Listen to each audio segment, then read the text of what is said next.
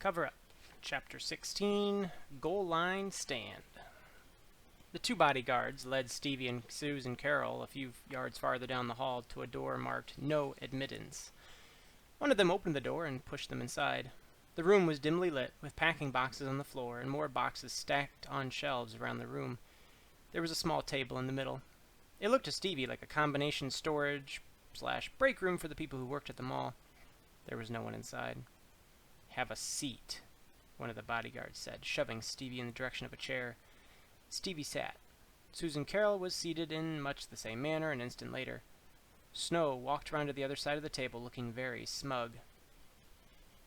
"What's going on here?" Stevie said loudly.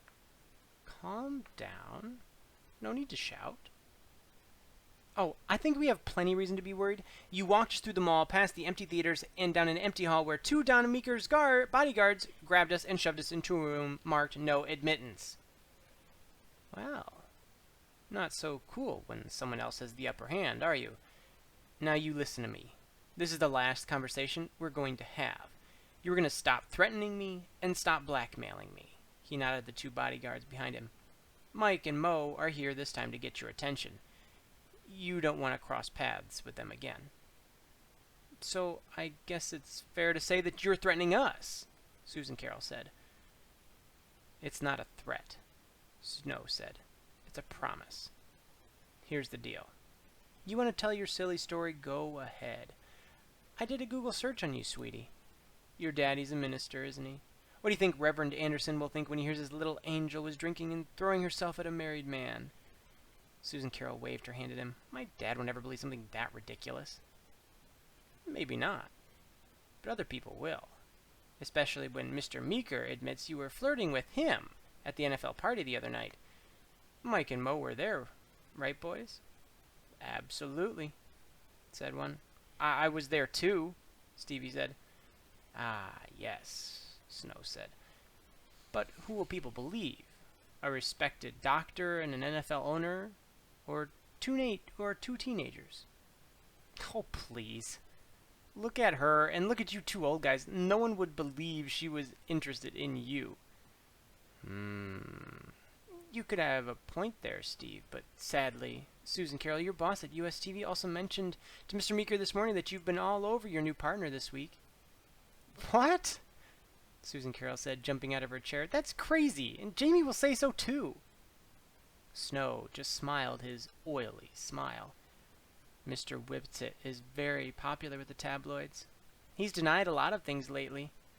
Mike or Mo put a hand on her shoulder and pushed her back into the chair. "Kill the story, and none of this ever comes up," Snow said. "For now. Just so you understand that I'm not kidding, you two are going to spend some time here with the boys." "You said this would be over in 5 minutes," Stevie said, now starting to get scared. "I lied," Snow said. "I'll be going now." The door suddenly opened, pushed hard from the outside. Stevie swiveled his head just in time to see Darren Kearns bolt inside, followed by two well-dressed men. Before Mike or Mo could make a move to defend themselves, the two men in suits grabbed their arms and twisted them behind their backs. A second later, Mike and Mo were on the floor, face down, squirming. One of the men in suits leaned down and said, "If you stop fighting, you won't get your arm broken. Lie still. Now." Darren Kearns had Snow with his arm behind his back as well. Snow was grimacing in pain. "Same for you, Doctor," Kearns said. "I'm not a pro like these boys, though, so I might hurt you even if I don't mean to. So do yourself a favor and stay very still." "Who the hell are you?" Snow said. Kearns smiled. "We're the good guys. We come to the rescue of kids being bullied by sleazebag doctors and oversized bodyguards who work for a punk like Donnie Meeker." "Did you get what you needed here?" Kearns asked. "Not so far," Stevie said. "I'm betting he doesn't have any documents on him either." Kearns quickly checked Snow's pockets. Shook his head. "Nothing." "I can have the Indy police here in about 5 minutes," said one of the men in suits. Stevie now recognized him as Vernon Holly, the Ravens security guy he'd met while interviewing Steve Bisciotti. At the very least, they'd be charged with detaining 2 minors. Maybe kidnapping 2. Susan Carroll was shaking her head. We don't want that. We don't need to answer any questions about this now. Your call, Kearns said. He gave Snow a shake. Here's the deal. You threaten these kids again, and you will go to jail. All three of us can testify that you were holding them against their will. And given who these two thugs work for, it won't be hard to prove that he was the one who set this up. How would that look? Mr. Meeker in jail. Maybe on Super Bowl Sunday. Snow's shoulders sagged. Fine. Let us go now and we'll call it even. You keep quiet, sweet thing, and we'll keep quiet too. Go to hell! Susan Carroll said, surprising Stevie with both her use of the word and the emphatic tone with which she used it. Let him up, Kearns told Vernon and the other man. Fair fight, you wouldn't have a chance, Mike Rameau said. I was in homicide for 23 years, said Vernon. Take your best shot. Mike Rameau looked carefully at Vernon. He had at least a 75-pound weight advantage, but clearly Vernon was not someone to be messed with. Come on, Doc, he said. We've done what we came to do. Let's get out of here. The three of them headed for the door. Remember, Kearns said, come near them again. Yeah, Snow said. Believe me, I have no desire to see either one of them again. He slammed the door on the way out. Great guy, huh? Stevie said. He pulled his cell phone out of his shirt pocket and pressed the disconnect button. Within seconds, the phone started to ring. Stevie smiled when he saw the number come up on the screen. Hey, Eddie. Everything went great, he said. Thank goodness for modern technology. I guess you could hear us loud and clear? I could, Eddie said. Whatever kind of phone you've got, they should make a commercial about the sound quality. Oh, yeah. I'm sure lots of cellular customers will be signing on for the anti-kidnap plan. Just keep the line open, hide the phone in pocket, and keep shouting out your location. Eddie laughed. So I'm guessing the good doctor didn't have anything for you? No. Don't worry, though. We'll figure something out. You gotta go to practice and worry about the game. We're on the bus now, Eddie said. I'll check with you guys later. Kearns insisted on giving them a ride back to the Marriott, where Bobby and Tamara were no doubt waiting impatiently. On the way, Kearns filled in the rest of the story. I was in the locker room doing paperwork when Eddie called. He said you two were in trouble and might need backup. So I grabbed Vernon and Joe and we headed over to the mall. Eddie called us with your location. Eddie said you guys were hoping to get some documents. Are they important? Asked Kearns. Extremely, Susan Carroll said. Do you want us to tell you what it's about? Actually, given that it apparently involves the team we're playing on Sunday, I'd rather not know. I'm no good at keeping secrets. The ride to the Marriott only took a couple minutes. Stevie and Susan Carroll thanked Kearns and Joe and Vernon profusely as they got out. Do us a favor, Vernon said. Try to stay out of trouble the rest of the weekend. They both said they'd do their best, but as they watched the car pull away, Stevie couldn't help but laugh. What do you think the chances are, he said, that we're going to stay out of trouble the rest of the weekend? Given our history? Susan Carroll said, laughing now too. I'd say pretty close to 0. Susan Carroll paused in front of the doors. You know why I like you so much? She said. Because I help you get into trouble? She shook her head. No. Because you always make me laugh, even when I'm half scared to death. He looked up at her. I didn't think you ever got scared, he said. She kissed him, then wrapped her arms around him. He hugged her back, and they stood there for several seconds, Stevie not wanting to stop. She finally pulled back, her arms still loosely around him, and said, I feel better now. Good enough to face Bobby and Tamara? Stevie asked. That might require another kiss. Kelleher and Mearns were waiting for them inside the media workroom. Tamara was reading the New York Times, and Bobby was on his cell. He hung up when he saw the two of them approaching. I promised your dad that I'd make sure you stayed out of trouble, he said. He was smiling, but he made it clear he wasn't happy with either of them. I'm all for aggressive reporting, you both know that, he said, but that was an unnecessary risk. What did you gain? Well, we know Meeker's really deeply into this if his bodyguards are involved. Yeah, and it's possible that someone at USTV is involved too. Or maybe Dr. Snow was just lying when he said Tal told Meeker I was into Jamie, added Susan Carroll. Okay, said Tamara. We need to figure out what to do next. We're a little more than 48 hours from kickoff and not close to having enough proof to write a story. As of this moment, the bad guys win this one. The cheaters get to play, and Meeker gets away with his cover-up. What if we talk to the commissioner after his press conference? He's in a much better position to investigate than we are. Bobby looked at Tamara. I'm not sure that's a good idea, he said. Given all the constraints put on the league by the union, he might not be able to get the information before game time. To be honest, he might not want to try too hard. I mean, what an embarrassment. You think he'd cover it up?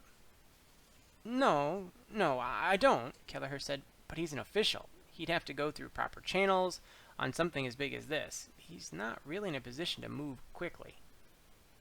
Well, then where does that leave us? We could try another bluff, Kelleher said. Susan Carroll, you got Meeker's cell phone number the other day, right? Yeah. I could call him and tell him I've got evidence of the positive test and the cover-up. He's so hot-tempered he might bite. Except he knows we're onto the whole thing already, Stevie said. He'll probably be careful. Maybe, Kelleher said. Might be worth a try, though. Stevie heard the Duke fight song. Susan Carroll pulled out her cell and looked at the number. Well, she said, this might be something. Who is it? Stevie asked.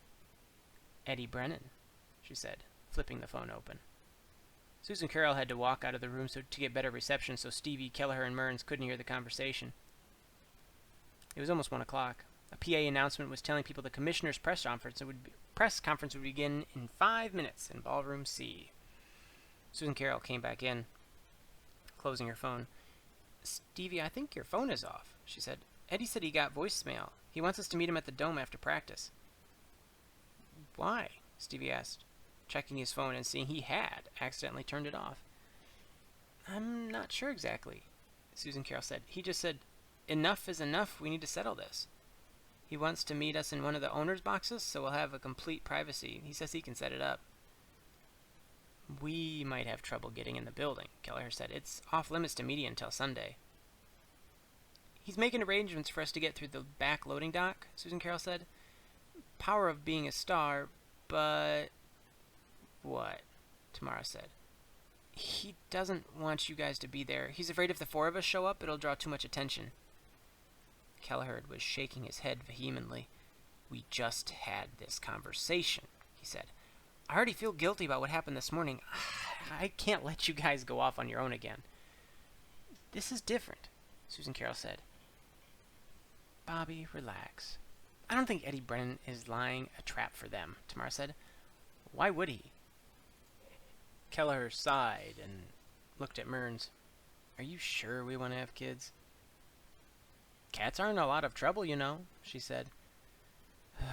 Let's go listen to the commissioner, he said. We've got 2 hours to figure out what to do.